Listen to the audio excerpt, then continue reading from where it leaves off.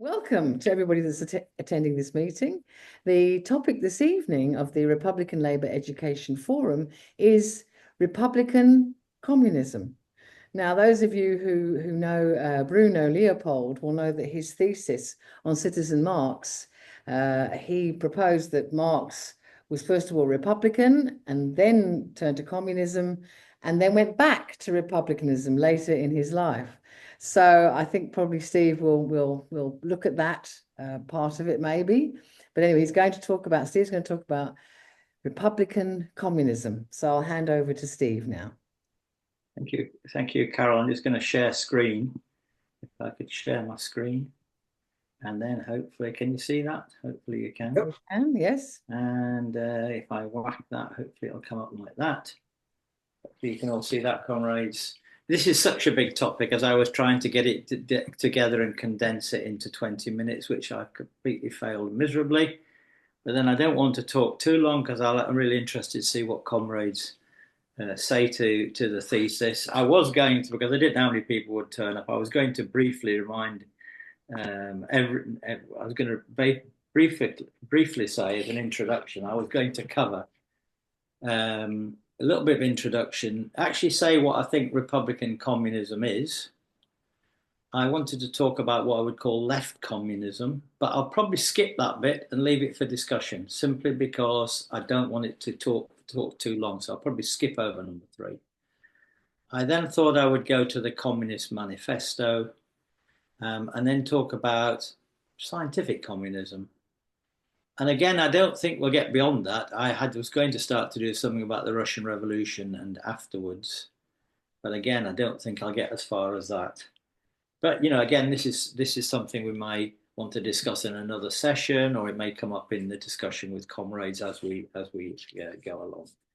And I won't really need to do this, but just to remind everybody that our Education Forum is not a communist organisation. We cover social democracy and communism. We got Tony Benn there, we got Sylvia Pankhurst, we got Karl Marx. And so talking about Republican communism is only one strand of what we're looking into.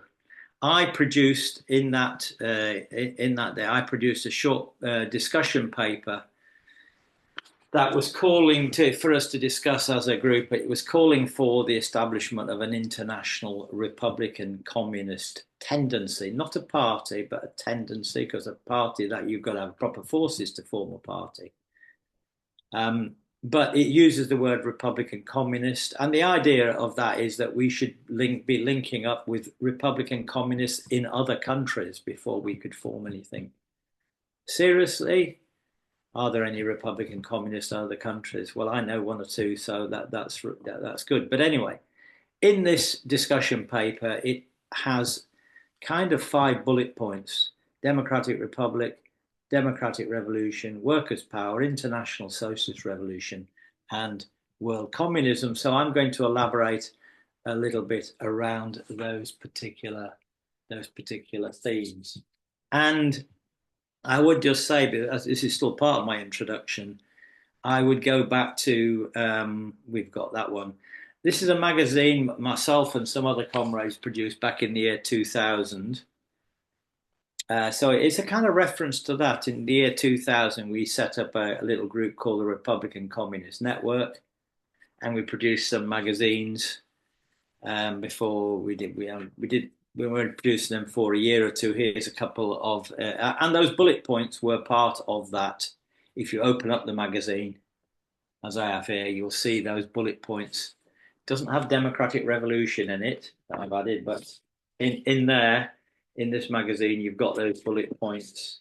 Speaks about republicanism, revolutionary democracy, workers' power, world communism, and so on. And we were debating the question of international socialist revolution. So that's where I'm coming from, something earlier. And I wanted to also make just a few reading references before I started. And I won't cover all of these, but I would want to reference the Communist Manifesto, and I will talk about that in one session. I think State and Revolution by Lenin is also very important, and I will quote from that.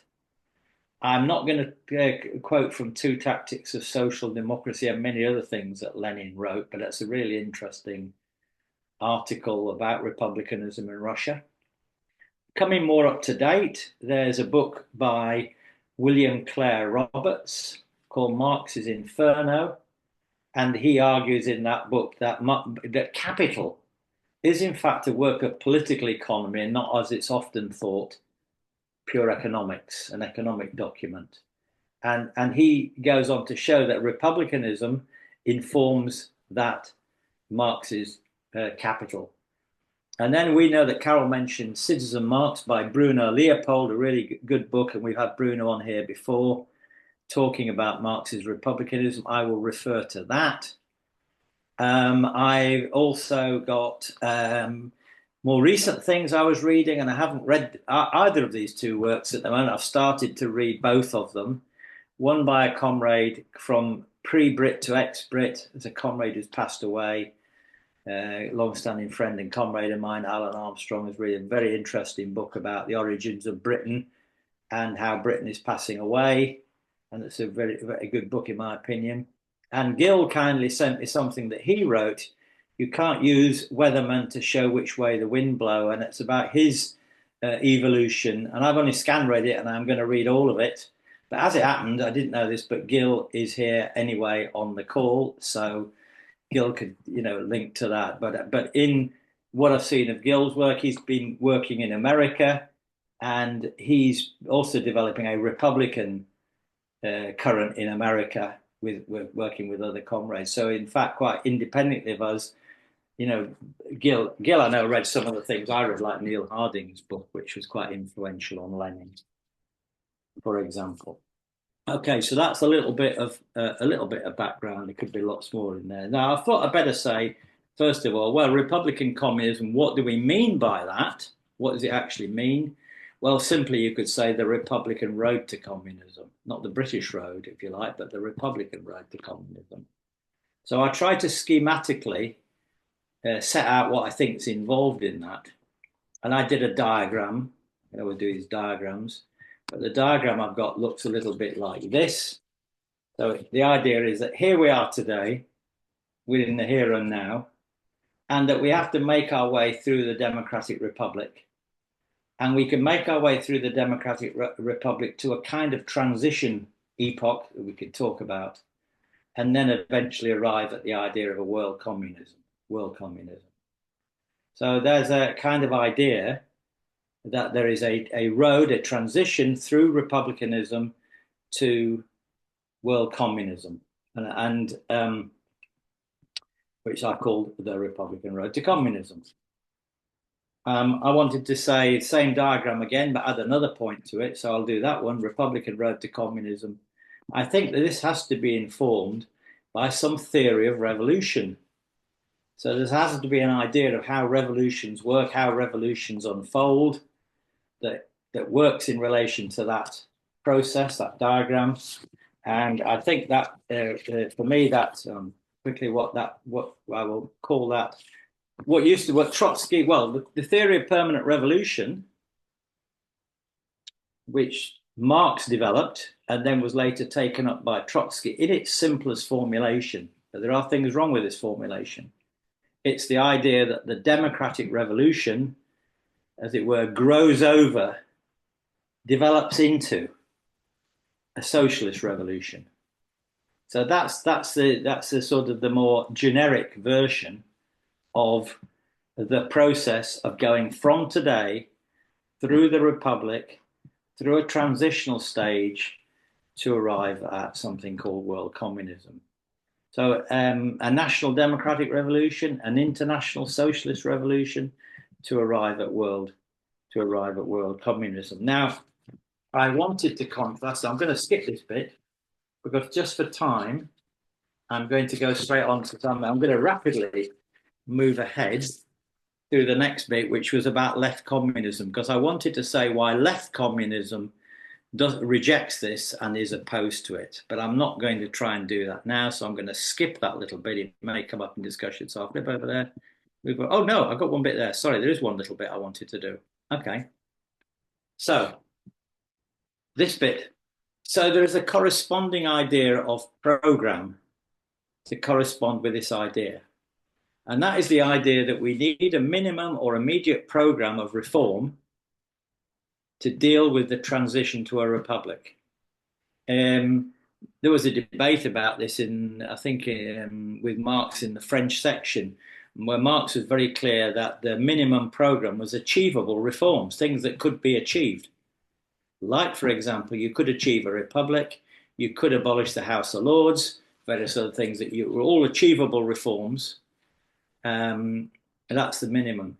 Then, if this process develops, you might need a different kind of program to take us through the next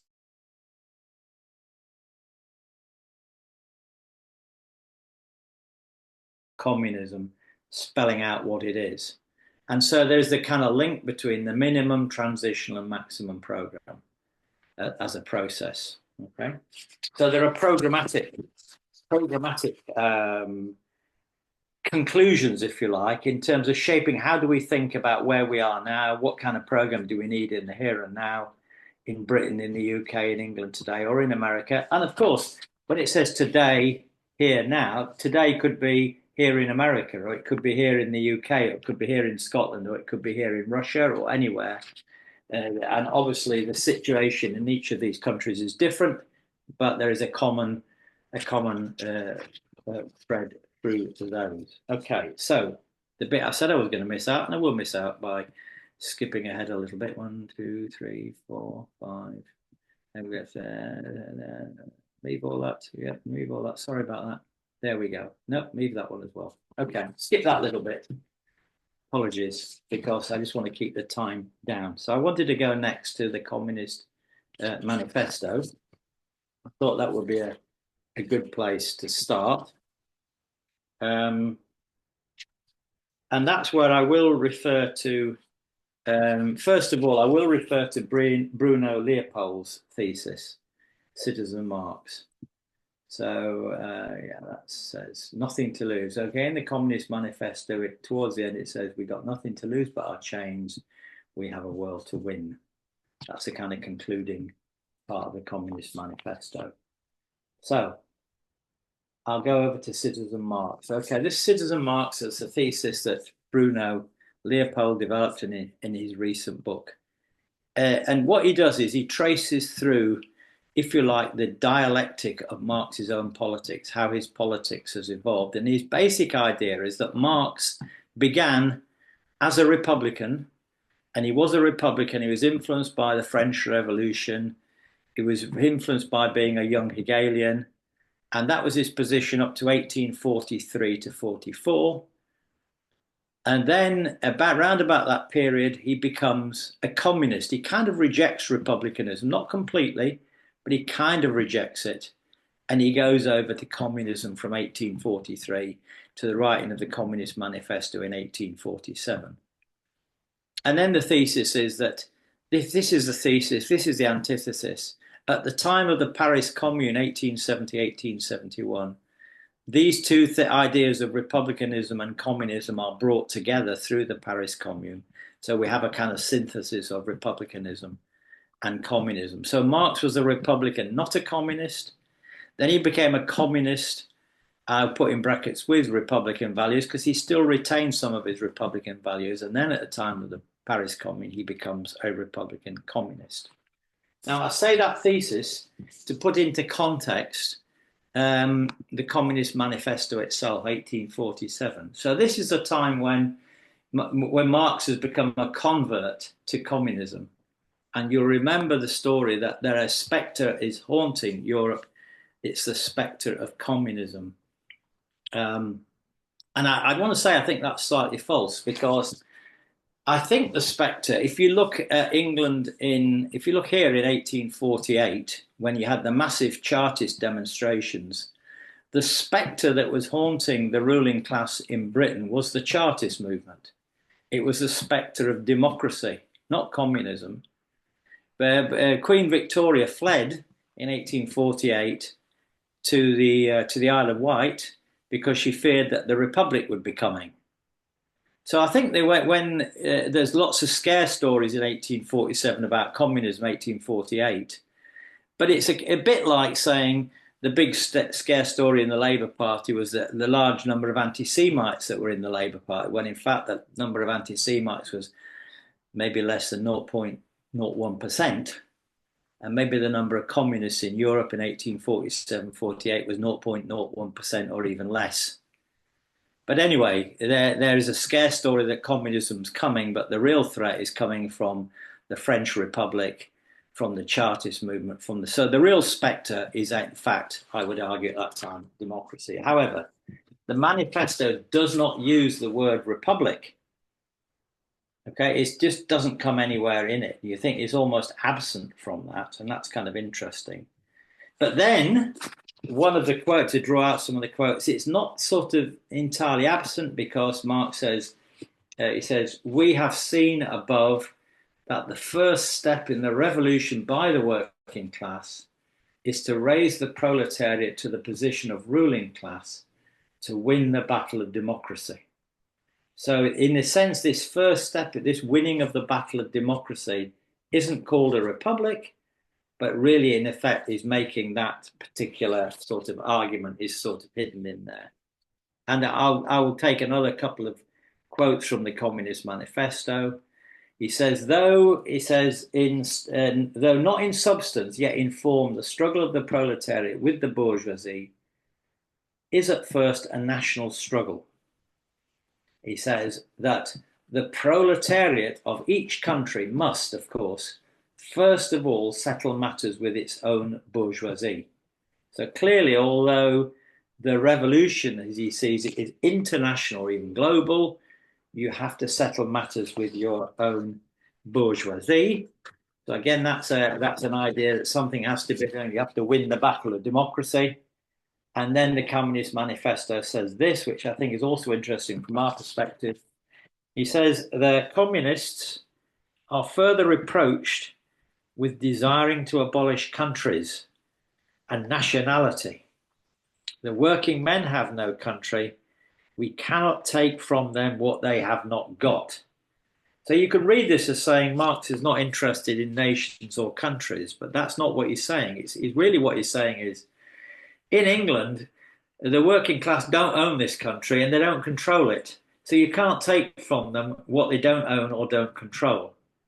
But if you read the next bit that he says on this, he says this: since the proletariat must first of all acquire political supremacy, must rise to be the leading class of the nation, must constitute itself the nation, it is insofar itself national, though not in the bourgeois sense of the word. And that's a bit like saying, we don't own England, we don't control England, but we must become England. We must take that control of England.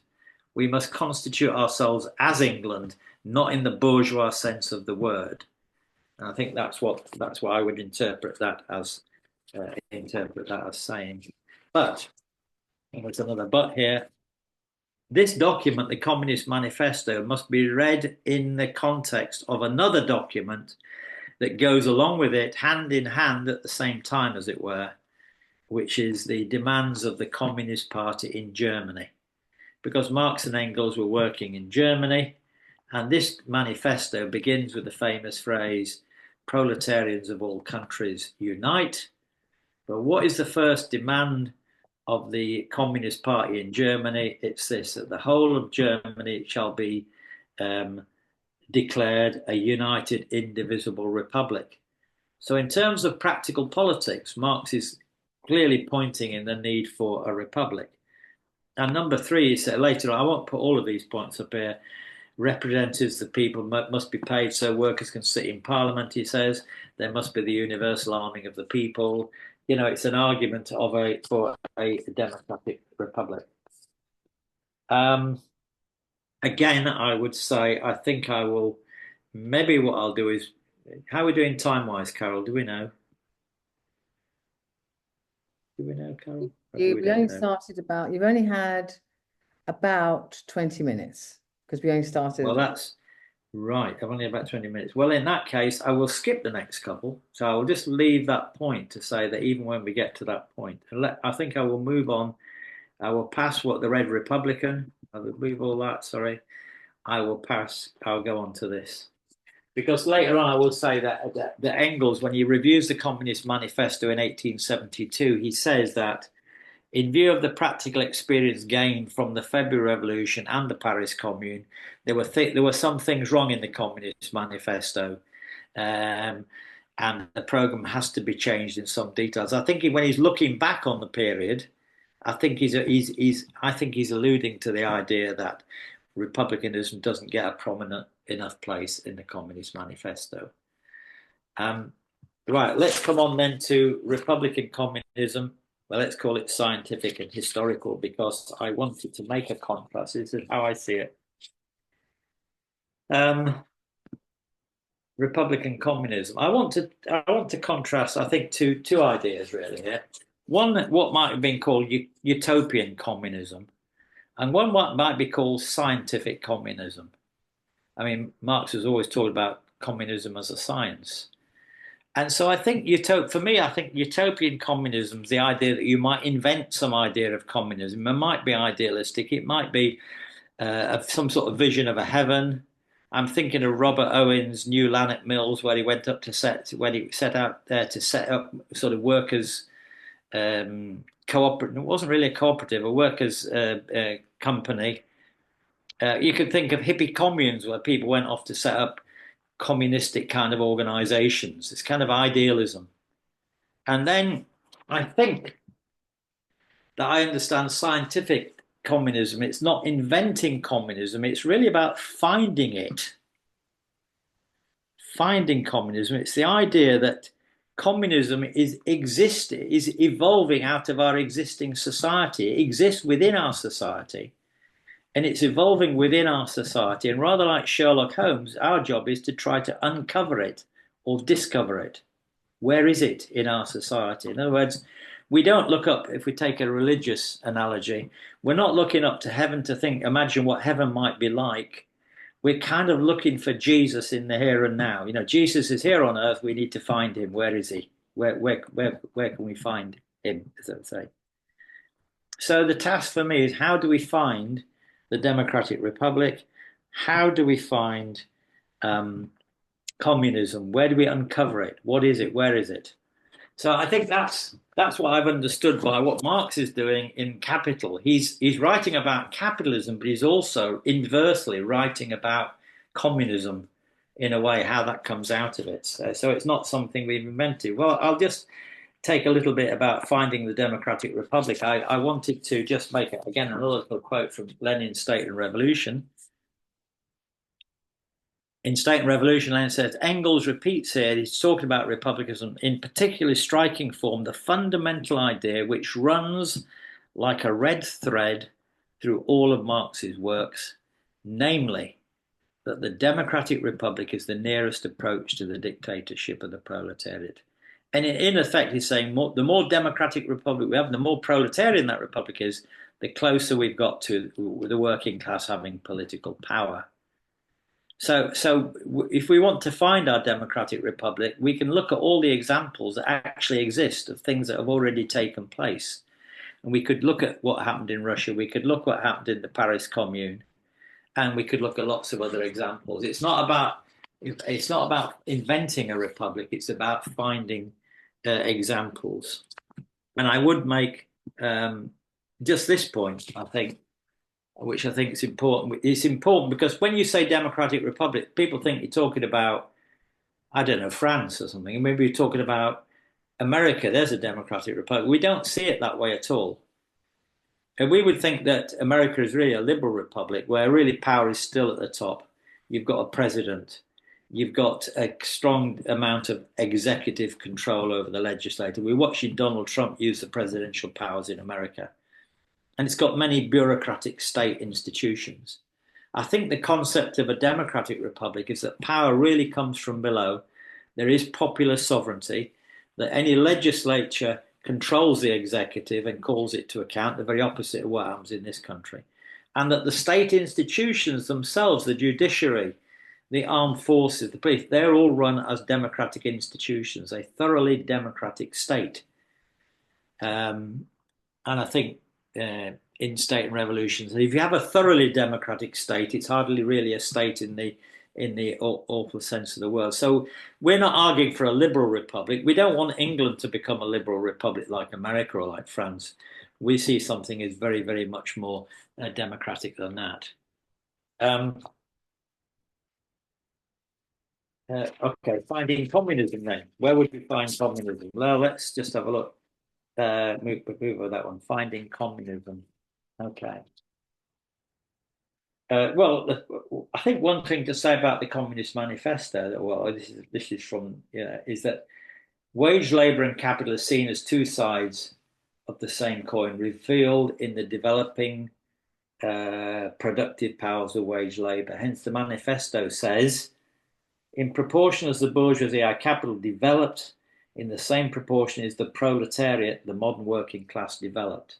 So the development of capitalism is at the same time the development of what he calls the gravedigger, the socialization of the labor process, if you like. The more that capitalism develops, the bigger and broader it is, the more that the working class is socialized in that process.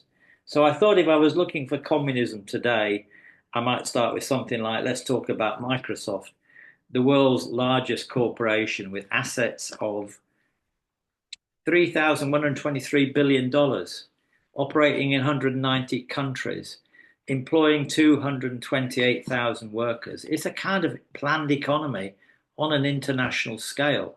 It's huge and massive. And that's only one of many of these corporations. You could start talking about Apple. You could talk about many of the other top corporations in the world. And so our economy, and this is what Marx says in the manifesto. Marx talks about the globalization of that what capitalism is globalized. This is in 1848, 1860, talking about the process of globalization. We've gone on so many more times than that. So I think in a way, globalization is a kind of, even though it's done by private capital, it's a form of the socialization of the world. It's a form of creating a world economy. And that communism is a higher stage of that. It's more advanced. So for me, communism is taking control of the world and dealing with many of the problems in the world that capitalism has given us. So that's why you need to have communism as an international, as a world idea, and it's why you need a world party. So for me, communism isn't anything national. It's not retreating to the nation state. It's going for something more global than what we've already had. If we then turn briefly to wage labour, I'm not very long to go now, briefly, comrades. If we turn to wage labour, in 1991, there were 2.23 billion workers in the world. In 2025, 3.62 billion workers in the world.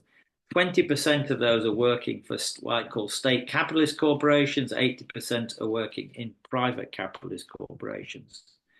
The largest working class is in China with 781 million workers. Then you've got India, 596, America coming in third with 170 million. We could go right the way down, Indonesia, or all of those countries. The working class in the last 20 years has become both more global, more spread, more larger, more powerful, potentially more powerful than anything we have ever seen. And therefore, and it's that power that workers have to run things. And maybe I'll make a couple more points and then I will finish, Carol, I think. Let's hold on a minute. I won't go very much more than that. I was going to argue about saying that the following, that we would argue that there's only one democratic class in society, and that class is the working class. And the reason for that is there's no reason whatsoever. The working class is the only democratic class in modern society. The corporate executives and directors, they're not democrats. They don't need democracy. In fact, capital is the rule of the few over the many, the very opposite of democracy. The management, the middle layer between the bosses and the workers, Well, they get their power because they've got power to direct the workers, but they also they get that power from the corporate directors. So the only group of people potentially who could run a business that's not dependent on that power are the non-managerial employees. And I would define the workers as the non-managerial employees, people who are doing work but don't have the power. I think it's more profound than that. Um, Wage laborers or employees are simply individuals. They're not really a self-recognizing class. But when wage laborers start to become a class, insofar as they become democratic, insofar as they become a collective, which through democracy that workers are able to articulate and enforce their social interests. And that's why the importance of trade unionism, what Marx said, is as a school of democracy. It's through those organizations that workers go beyond being individuals and start to shape up as a collective entity. So there is an imperative in the position of the working class to become democratic if they want to control both through their trade unions and their workplaces. There is an imperative as a defence. That's the only class that needs democracy in our society. Then I will just finish on this point. I think free labour. I think the idea of communism was that we wouldn't have wage labour. Free labour is not wage slavery. It's like work freely given. I mean, we could think of charity work. When people do charity work, even David Cameron's Big Society, we're not working for wages. It's not wage labour. And you might think retired workers. I sometimes think that the only time we experience anything like communism, as long as we've got enough of a pension, is that when we're retired, we can freely do work, political work, charity work, do whatever we want to do. Struggles over the length of the working week, struggles over the length of the working day have always been struggle about free time, about workers being able to have time where they could have free labour, not paid wage slavery. So I think all those spaces within our society already where there is a struggle for free time for people to be able to act productively but not as wage labour. That's again a source of communism. And I think my last point is what about non-marketing services like the National Health Service, like free education, like free school meals, and one that I like a lot, which is our Freedom Pass, which allows us to travel around without paying any money if we are retired here. It's different in different countries. So what I'm saying is there's elements of communism in all around us really, and communism is possible. It's in the development of capitalism itself, as in that. So I'm going to stop at that point. I think, comrades. I think that'd be a good point to stop. Now, just to summarise, go back to my original point. The idea of Republican communism is that there must be a struggle for democracy. There must be a struggle for a democratic republic if we're going to unfold the struggle for communism, for a world which ultimately ends wage labour, ends a system of money, ends a system of exploitation and everything else that goes with capitalism, transcends it, goes to a higher, more advanced level of economic and social society. I will finish there. The other things I was going to mention, I won't. I'll wait to see if they come up in the discussion. Thanks very much, I Steve. will end that. Yeah, that's great. If you can stop sharing that. Stop sharing. Have I stopped? Yeah, I've done that. That's There you are. Right. Wow. Well, that's given us an awful lot to think about. From what you're saying, it's we've got to move through the republic for the proletariat to have enough power to then move it along further to communism, if I may summarize in a very simplistic way. Yeah, you may. So That would do for me, Carol. And I can't see any hands up at the moment, but please do put your hands up so that you can contribute, ask questions. There goes Mike's. Okay, Mike, I'm going to bring you in now. Sorry, oops, yes, I have unmuted. Sorry, go away, you wretched thing. Sorry, I had a big dialogue box blocking everything. No, I thought I'd make a start because somebody had to.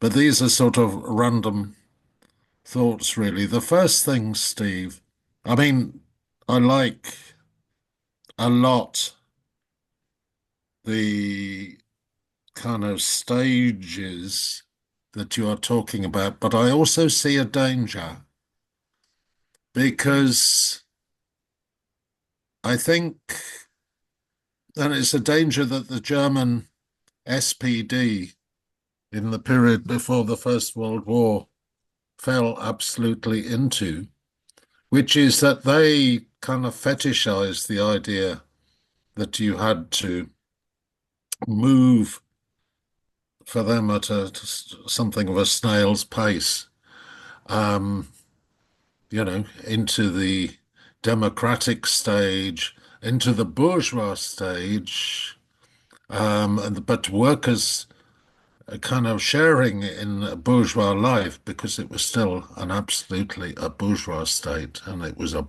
bourgeois democracy. But then they fell at the hurdle. They would not vote for war credits. Sorry, they did vote for war credits. They would not vote against them.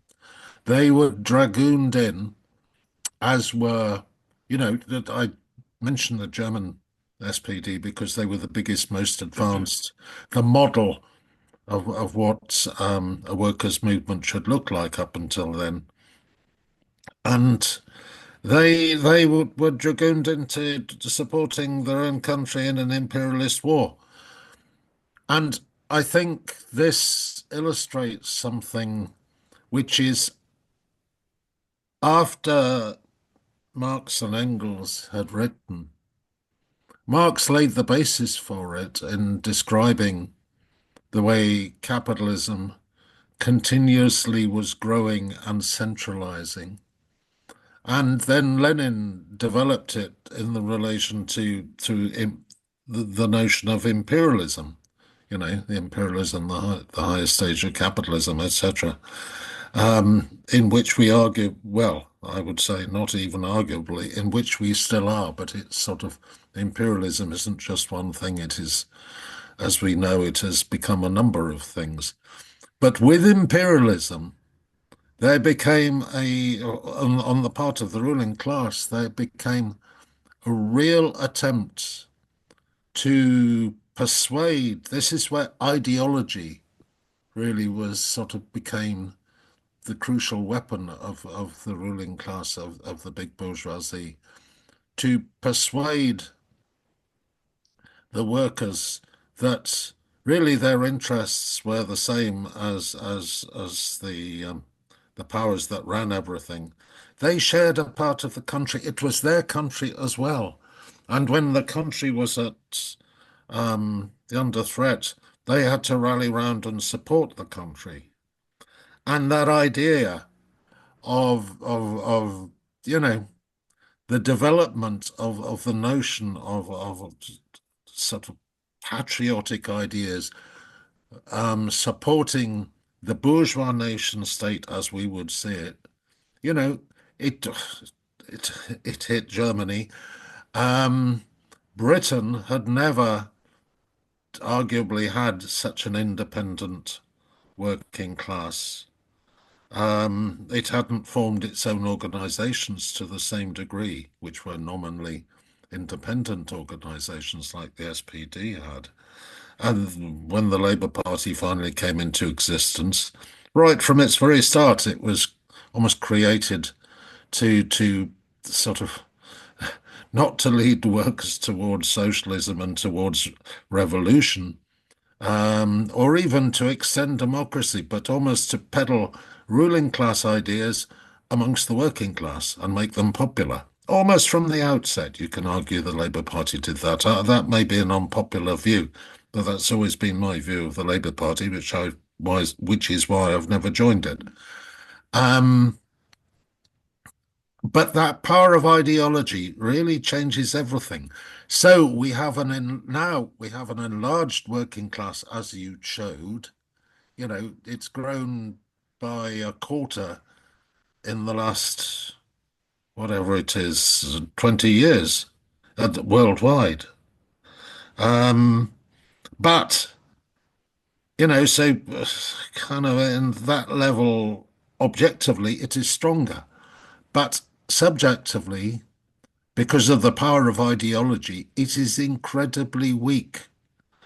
And, workers in what were considered to be the more advanced capitalist countries, very few have an independent voice. And so, you know, there is the question which arises from it with you know, the way that in the age of imperialism, there is a necessary kind of cracking down on rights of people around the world, particularly in those countries which have been dominated by imperialism, but also in the imperialist heartlands. Democracy was something that could be allowed a little bit. Well, now we don't want it anymore. We don't need it anymore. We cannot have it, as Musk and his acolytes, J.D. Vance and all the rest of them, are currently rolling out.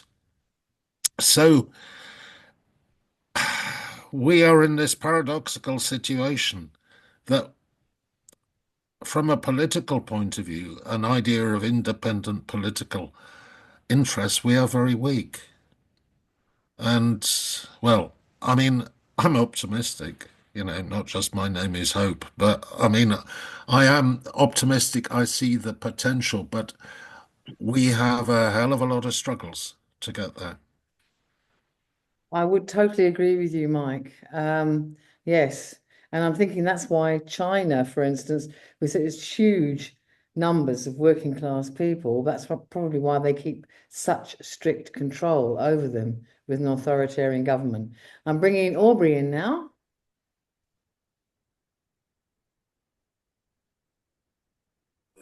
Oh dear. Yes.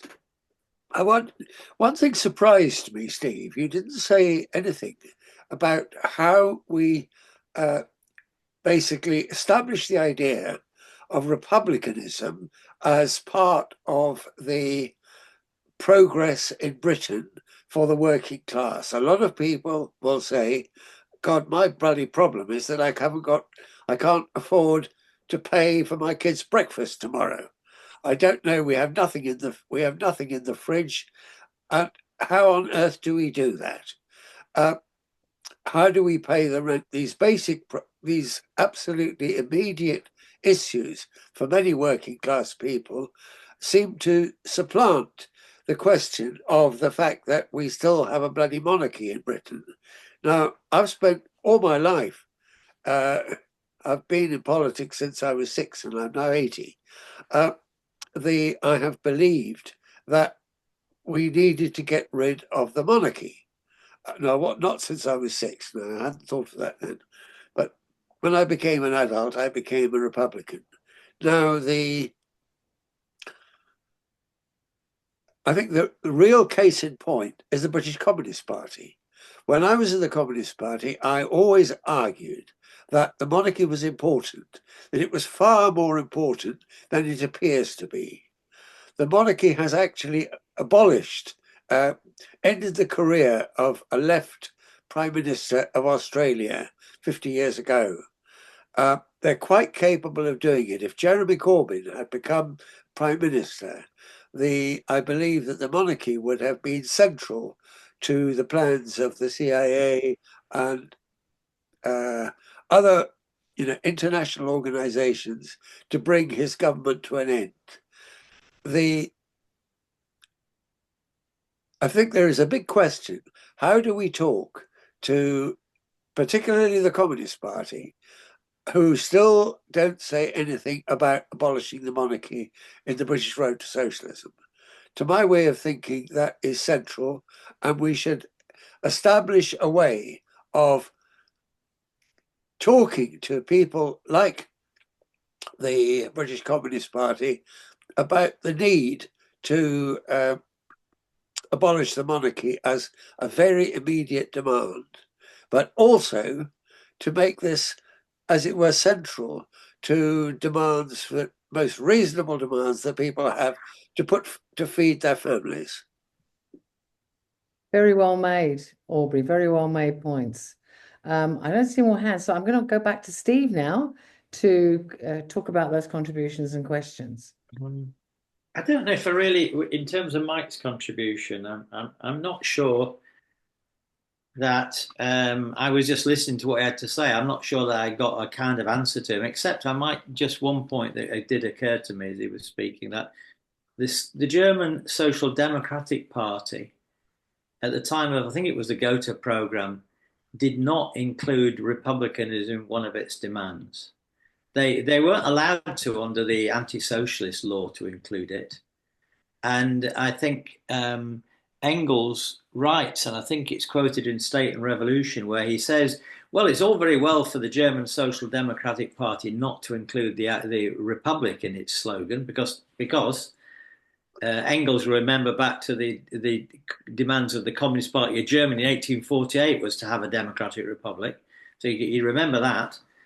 It's a sign of a kind of opportunism that the German social democracy accommodated itself to the Kaiser regime in Germany. You know, they did a lot of things, had trade unions, all sorts of workers' organizations, a very strong movement in Germany. But they'd accommodated themselves to the Prussian German state. So I think that when it came to 1914, I think that's the seeds of the opportunism that led them, when push came to shove, to support the Kaiser, because in a way they kind of accepted the Kaiser state all the way down the line. So I think that, you know, the fact is that the republicanism wasn't a strong current in Germany. It's more like what we've got here, you know, the social monarchy idea that most of the left accepts the constitutional monarchy as something to work within the framework of. They don't think it's that necessary. It's a kind of compromise.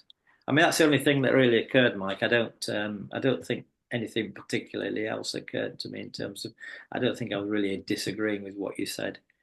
As to Aubrey, how you see, I think, Aubrey, what I would argue is that we mustn't mix up the king, the monarch, and the crown, which is essentially the state power.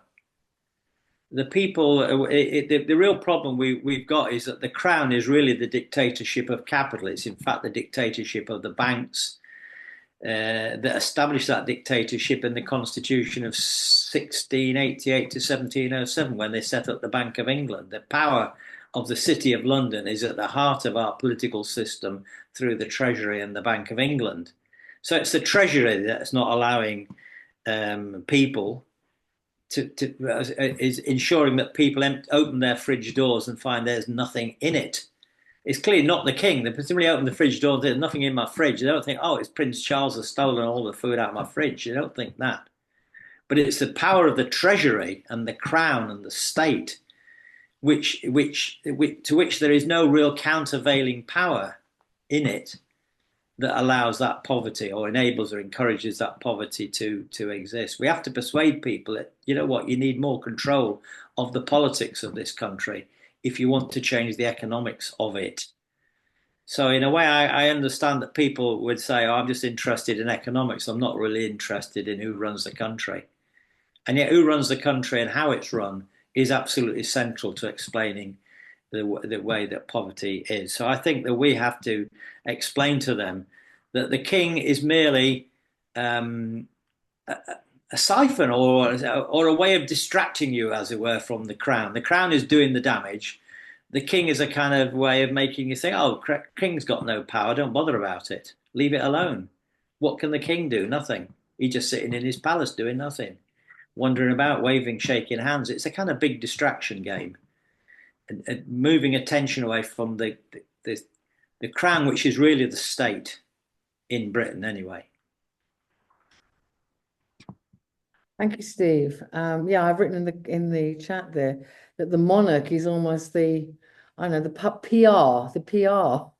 public relations department of the crown. And crown. Yeah, so absolutely. Gil next, and then Aubrey again. Gil. Yeah, I'd like to go back to some of the historical examples that Steve mentioned. So 1848, the contrast between the manifesto and its unbelievably long historical vision, and then the demands of the Communist Party for the revolution of 1848 in Germany, which was just straight republicanism. There was no vision of communism. Germany was not at the stage of a socialist or a workers' revolution.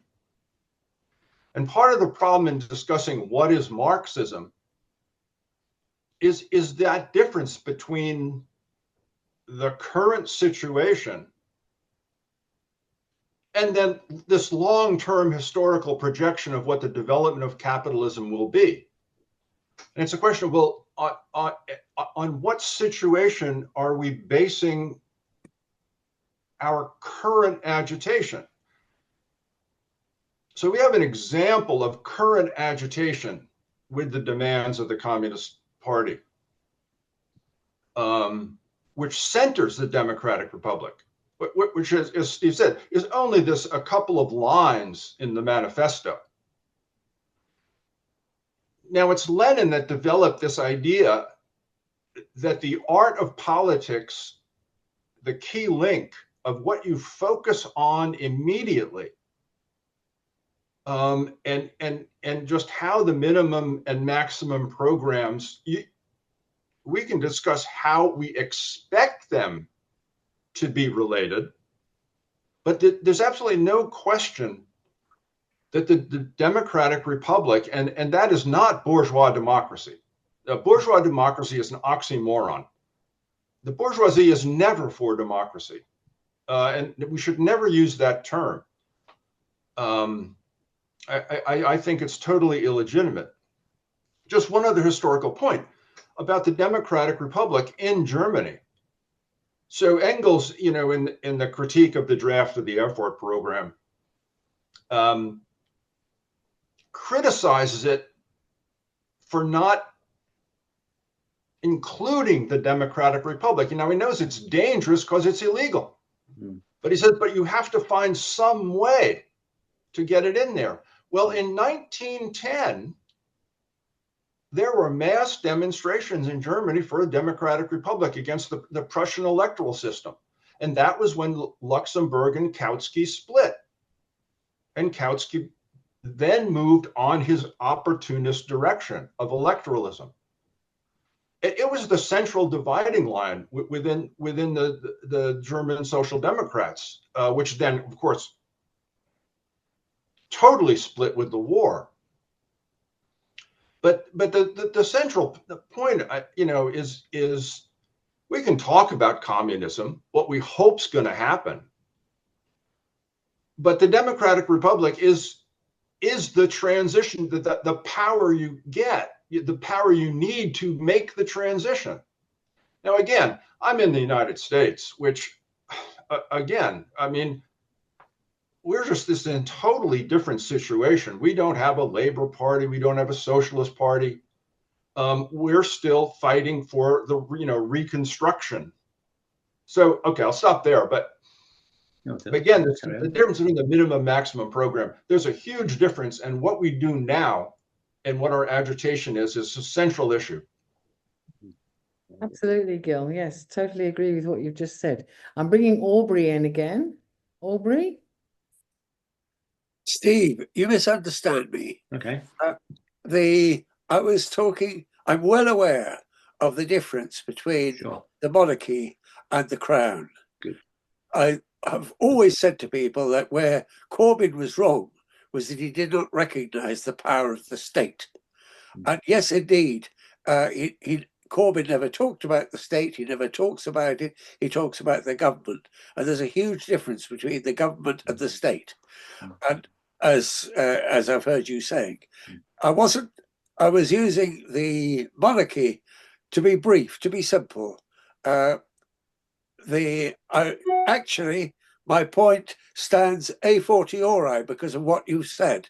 It will be even more difficult to convince the communists to convince people who haven't got enough food that they should be part of a movement confronting the state or the crown, as I think you prefer to say, than it is to be against the monarchy.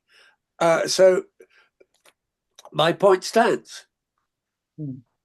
Thanks very much, Aubrey. Okay, Steve, would you like to come back on that? Well, good. So there's with Aubrey and then with Gil.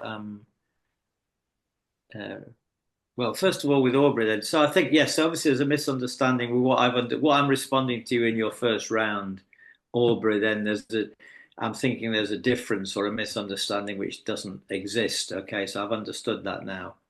So I was trying to correct what I thought was not making this distinction between the crown and the monarchy. And the fact is that most people mix those two up. Most of the people on the left think the crown is the king is the crown. And they then think, well, what's the point in getting rid of the king? Because the whole idea of the king is the king does nothing, says nothing, does anything apart from what the government. Now we know that's not actually true, by the way, because obviously the crown is an influence. The king. Let me not make the same mistake. The king obviously has some considerable influence over how things operate. So I don't disagree with that. But the problem is the state. But it may well be, and it probably is the case, that when people decide they want to get rid of the king and not realizing that what they need to do is to have a democratic state. I mean, that's our argument. The argument is to flip it on its head and say what we need in this country is a democratic system of government and state. And without that democratic system of government and state, the influence of the working class will be minimal. And the way that we're going to get a democratic state is to get rid of all of the undemocratic institutions like the monarchy and the House of Lords and the Privy Council and all these things, which we did get rid of in 1649 anyway. So we've done it before, we could do it again. So I think that it has to be couched the positive way of not being, the negative is to say we're against all these things. But the positive way is say that what we are in favour of is democracy, for the people to have power, for the people to be able to decide what laws, how resources are used. So we have to put it in a democratic way, Aubrey. I mean, I'm not saying we're disagreeing, by the way, here either. Well, maybe we are, and we'll discuss it a bit further. I think I'll just leave it there. I don't think I disagree with what Gil said. Apart from, I agree that the immediate program, the minimum program, is the one that we can sort of see most clearly. People talk a lot about a maximum program, but I don't think anybody's ever developed one, to be honest. It's just like, well, the maximum program is communism, or the maximum program is socialism. It's just a word. I don't think anybody's done any real effort to decide how the world could work as an international global entity. What would that involve? So I think we're lacking. We do a lot about minimum programs and not about that. I mentioned the GOTA program. It wasn't, you're right, it's the Erfurt program that Lenin or Engels was talking about. Thank you, Steve. We've now got Mike back again. Mike? Yeah, just in relation to what Aubrey was saying, I'd kind of turn what you said on its head, really, Aubrey, because, people as they are, being many in jobs who, where the boss does not pay enough. And, in Britain, they have to get extra money from the DWP to top it up because cheapskate employers are not paying them enough because they feel they can get away with it. And this is one of the arguments about, the so-called neoliberal small state. Capitalism in its present stage and its imperialist stage needs actually a very large state. Not only to fight its wars and to defend its interests and to have prisons and police forces, but also to prop up these bloody firms themselves, because they pay their shareholders and then they go into collapse. It's a whole model of sort of late capitalism, which is completely decadent and corrupt and decaying, really. So people are faced, as you say, they open the fridge and there ain't nothing there. And, people are using food banks. I don't think they're going to say anything about the monarch, but they will say about the government. Hence, right now, we have, a huge swing away from Labour because Labour has not brought any of the changes that people wanted. And when in the this brief occasion where they are allowed some sort of minimal voice, they voted for change and they got this.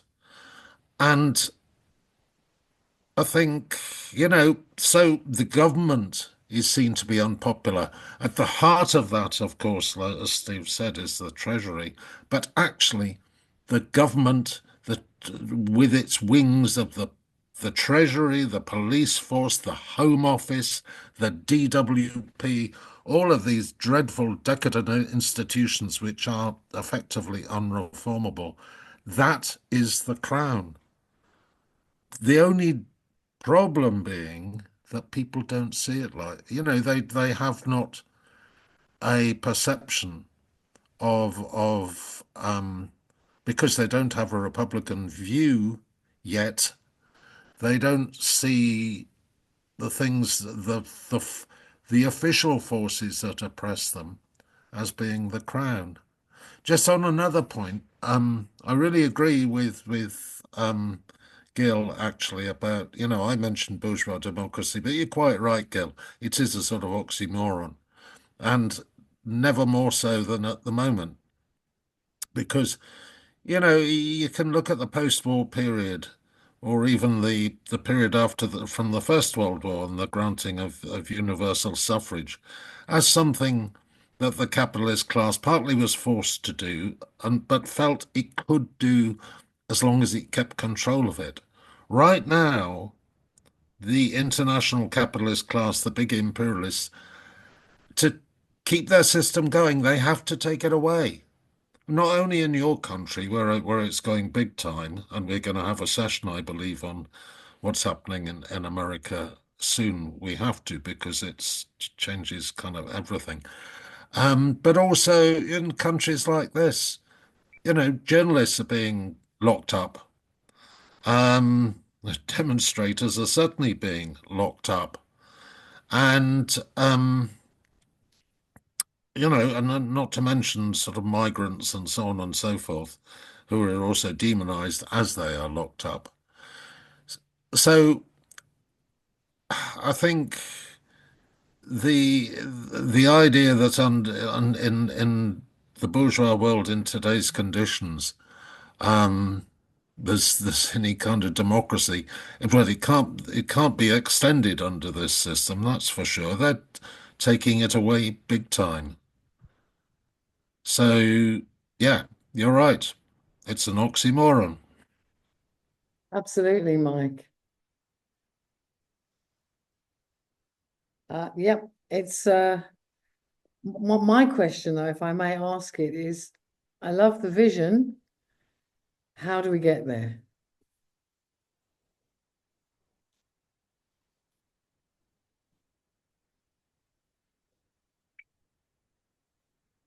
Over to you, Steve, or anybody. Okay.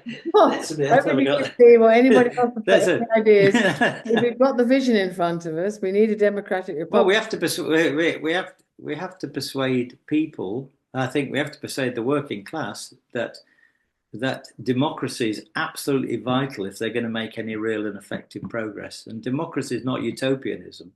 We've already learned a lot about democracy, and there's a lot out there to do. We're not speaking about inventing some idea of a republic that nobody's ever done before. We everything that we want to talk about. That's why I say uncovering it or discovering it. It's there.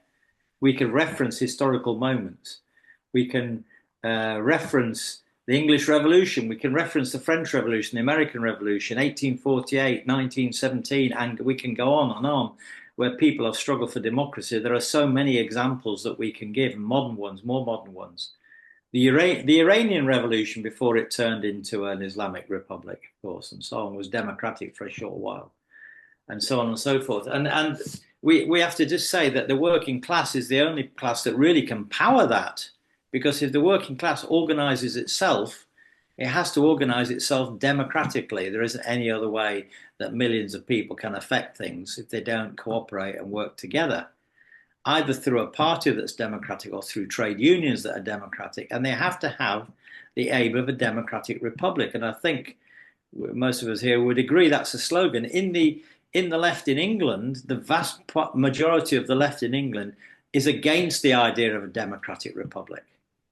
They're not in favor of it. For either, on one hand, because they think they follow the Labour Party tradition, which is we can get the reforms that we want within the existing constitutional settlement, and we call them the social monarchies, which was in Corbyn's manifesto of 2017 and 2019. How we can restore the 1945 settlement. It's a bit like saying, how can you get back to the New Deal or something like that in American terms. So it's Labourism, which is a massive weight on the working class movement in this historically, as an alternative to republicanism. But the problem is that the Marxist left, right, who might want to challenge that, the Marxist left is just as opposed to a democratic republic as the reformist left is. Well, why are they opposed to a democratic republic? Because we all know it here. We know that they're opposed to it because they think that let's go straight to socialism. Why are we messing about with this democratic republic idea? Let's just race off and arrive at communism. We want communism's the only answer. Why do we want to mess about? Why do we want to slow down and take this slow route to establish? As Lenin said in Left-Wing Communism and Infantile Disorder, this childishness is what it is. Think somehow you can race without having any of the difficulties of fighting to win democracy, win the battle of democracy. That somehow just declare for communism and then that'll be marvelous. So we who want to advocate the slogan of a democratic republic are attacked from two sides, or disagree with the two sides, from the Labour Party side, from the reformist side, from the Jeremy Corbyn side on one hand, and from organisations like the Socialist Workers' Party, the Militant Tendency or Socialist Party, of England and Wales, and all of those who are just dismissive of the idea of a democratic republic. And I would imagine, I see Gil's got his hand up, so I'd like to hear what you say. I'd imagine that this is similar to the situation in America, even though it's a very difficult historical, very different historical situation. That trend is there. It's people who are loyal to the Constitution of America. The Democratic Party is a constitutional party like the Labour Party, loyal to the American Constitution, doesn't want to change it, etc. And then you'll have some extreme people on the left who will say, no, we don't need a democratic republic in America. What we need is communism. And I'm sure that Gil has to deal with that kind of argument as well. Right, let's bring Gil in. Oh, Clement Attlee said, just one. I'll just make one thing. I was like this one. Clement Attlee, who was the leader of the Prime Minister, said in 1935, I wouldn't lift a finger to change a capitalist monarchy into a capitalist republic. Now, if you think about that, what does he mean by that? He's imagining that somehow he really wants to get rid of capitalism, so he wouldn't lift a finger. But in reality, he doesn't want to change from the existing system. It makes it sound quite left-wing, but in fact, it's quite right-wing what he's just said there. I wouldn't bother having a democratic republic because I only want to get rid of capitalism, as if he did. Clement Attlee. I mean, that is no. Right, I'm going to bring Gil in now.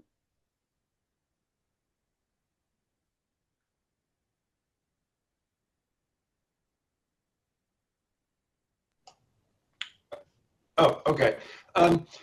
So Bernie Sanders and Alexandria Ocasio-Cortez are traveling around the United States giving speeches. They're drawing crowds of tens of thousands of people, even in conservative states. They want to defend American democracy. So So this is a very live issue in the United States. Obviously, because of Trump, Sorry, Gil. the idea of defending. Gil, I'm sorry, there's a lot of background noise. There's a lot of background noise, and I can either me, I'll turn my audio off, or it's you, one or the other. There's a lot of crackling in the background, and I don't know why. I'll turn mine. Okay, try now, Gil, and I'll turn mine off as well. Okay, is that any better? Well, okay. So the issue of defending democracy against Trump and the Republicans is a slogan on the progressive left. There are elements in the Democratic Socialists of America, the Marxist Unity Group, that says the United States is no democracy at all. So it is a very live issue in the US as to how do you do this? How do you communicate? So that's just what I want to emphasize, that we are in the middle of this process. There are a number of DSA chapters who have passed winning the battle of democracy resolutions. It'll be a major issue at the DSA convention this summer. So Steve is right. There are communist or socialist groups who criticize the idea of a democratic republic, but they're losing ground because the issue is so current. And then there are the progressives, led by Bernie and AOC, who do not want to break with the Democratic Party. So the only point I want to make is that we're in the middle of that. That is a very live issue in this country. And so there is something happening around these debates. And the history of classical Marxism is central to the argument, because we have the classical Marxist programs that put the Democratic Republic as the primary demand. Now that was lost. That was lost for 100 years after 1917. And that's why I emphasize Neil Harding's work on Lenin, Richard N. Hunt's The Political Ideas of Marx and Engels, because they go back to that original history of the centrality of the Democratic Republic. And so we're discussing all of this history all the time. I'll stop there. So it's a live matter for us. Thanks, Gil. Thanks very much. So I'm going back to Steve now to bring this to a conclusion. Steve, you're muted, Steve. I'm going to slightly indulge. I want to first of all say that the point that Gil's made, I think that America and ourselves are what we might call in a crisis of democracy. In America, because of Trump, that crisis of democracy has become so immediate. It isn't so immediate here, I would say, because it's there. Here, it's the rise of the Reform Party that sets that whole thing running. If the Reform Party starts to sweep away from the right, then that will create a whole problem or crisis or concern on the left about the nature of our democracy and what it means. So I think we are further behind than America. I think Trump has made this crisis of democracy so much more immediate, and surely is forcing comrades in America to think out, can you defend American democracy? The question is, well, you need to defend whatever you've got. That's quite clear. We need